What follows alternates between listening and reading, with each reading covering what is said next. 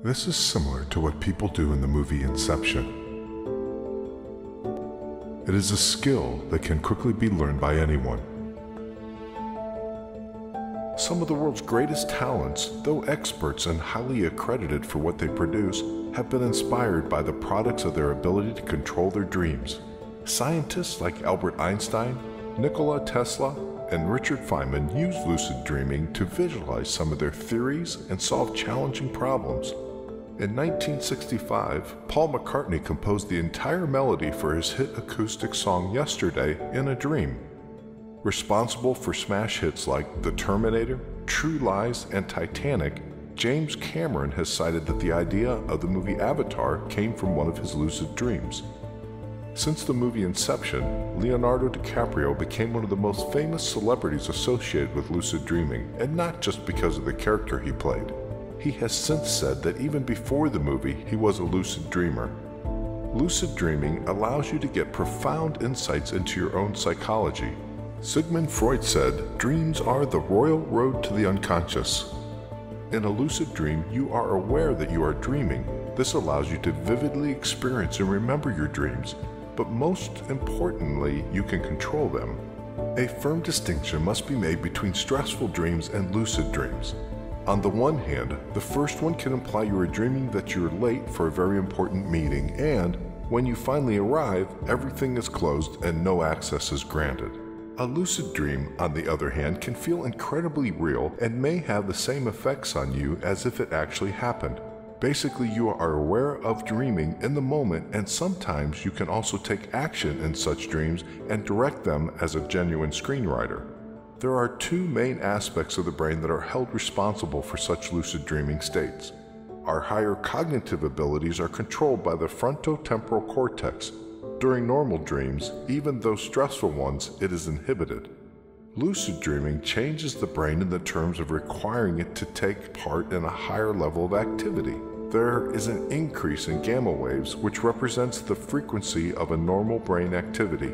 When lucid dreaming takes place, these gamma waves are synchronized with other neurons that work on a frequency of conscious awareness and executive functions.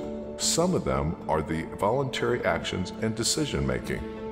Numerous scientists have shown their interest in figuring out how we, by ourselves, can determine the brain to enter into such lucid dreaming states.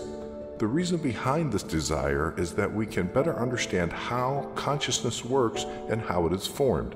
Also, there are several practical uses that can greatly help in many situations. Consider lucid dreaming therapy that it is thought to hold a lot of potential in treating people with PTSD, post-traumatic stress syndrome, and those that deal with chronic nightmares. When someone's sleep is highly influenced by PTSD, this generally manifests in a recurrent nightmares that focuses on a single traumatic event. People dealing with this disorder get to feel so terrified that they become anxious, and as a result, insomnia and disturbed sleep negatively impact their daily lives. However, lucid dreaming therapy can be a great help for those who are constantly haunted by nightmares. They can understand that what they are dreaming is not part of reality, and so they can redirect their nightmare scenario toward a positive or neutral direction. Understanding how lucid dreaming can be done comes with other great opportunities because you can improve your motor skills through visualization. Many fields use this technique, which has proved to greatly improve performance in sports, music, and even in the medical field. People can actually rehearse their motor skills by using mental imagery in the process of rehabilitation. After the nervous system has gone through a serious damage, they recover their healthy hand control and that of other motor tasks. This works because imagination works. When you create an image in your mind of performing a motor action, the same neural structures are activated as when you actually perform it. This is also valid for dreamed actions. But how does one become a lucid dreamer? There are several methods that can help you induce lucid dreaming, but it's best if you ask a professional's advice. While some techniques may work for one person, it is not necessarily mandatory that it will work out for you as well. However, there is a series of things you can do on your own, and these methods have a high potential of helping you integrate lucid dreaming in your life for your best interest. Numerous approaches have been tried for inducing lucid dreaming, but the most effective of them all, it seems, was the use of cognitive techniques. These have to be performed during the day or while falling asleep. Australian researchers were able to conclude that the winning combination of such techniques is the one between reality testing, mnemonic induction lucid dreaming, mild, and wake back to bed, WBTB. It appeared that the 169 participants in the study they carried out reported the most successful rate of inducing lucid dreaming with these three techniques. The reality testing method is best exemplified in a popular movie, Inception. Through this technique, you have to habitually ask your waking self if you are dreaming or not, and to actually take an action that helps you figure this out. In the movie, we can notice a reference to this method that has a spinning top. Normally, this would eventually stop rotating, but it goes on in a continuous flow when dreaming. If you feel that this spinning top is not the best option for you, you can always try to breathe while holding your nose. As you repeatedly check yourself during the day, you are more likely to perform the same testing while you're dreaming. This will result in you becoming a lucid dreamer in a world where you can even inhale and exhale through your blocked nostrils. The mild, mnemonic induction lucid dream technique represents a process through which you are asked to rehearse a dream and visualize that it turns into a lucid state. In the same time, you have to repeat a mantra to express the same intention, such as, "Anytime I dream, I want to be aware that I am dreaming." The best results come if you practice it during the time you go back to sleep while performing the wake back to bed method. This WBTB action requires you to set your alarm clock to 1 or 2 hours before your usual waking time. As the alarm rings, you wake up for a couple minutes and then you go back to bed. This short time of awakening increases your cortical activation in the key parts of your brain that take part in the lucid dreaming process. This is when you slip back into REM, rapid eye movement, sleep phase, where lucid dreaming can occur. Moreover, it seems that you might have increased chances of including lucid dreaming if you press the snooze button multiple times. Any of these techniques don't come easy for everybody. You need to put in a lot of sustained effort so that you can witness visible results.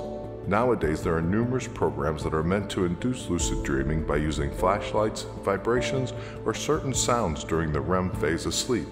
The mechanisms follow the idea that these are incorporated into dreaming content. They will alert the dreamer that he is dreaming. However, any of these external stimulation methods has to be used with extreme care. Otherwise, each stimuli will not get incorporated into the dream content, or even worse, the person will wake up. Each technique has to be specifically used according to the person's traits. For example, you might be a lighter sleeper than others, so the intensity of such external stimuli should be applied according to each individual's wake-up moment.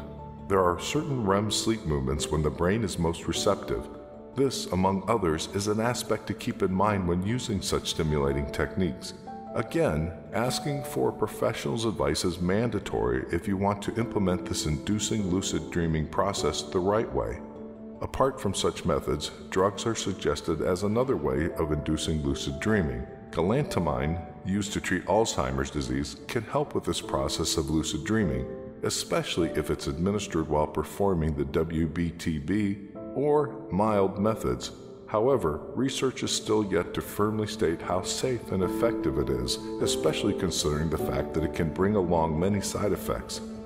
Even though lucid dreaming has been deeply explored in the recent years, there is still a long road to travel until anyone will be able to successfully use an inducing technique. There are lots of successful lucid dreamers walking our reality, and that just goes to show you that the discipline of controlling your dreams rests in your hands. Will you try it tonight? Are you already a lucid dreamer?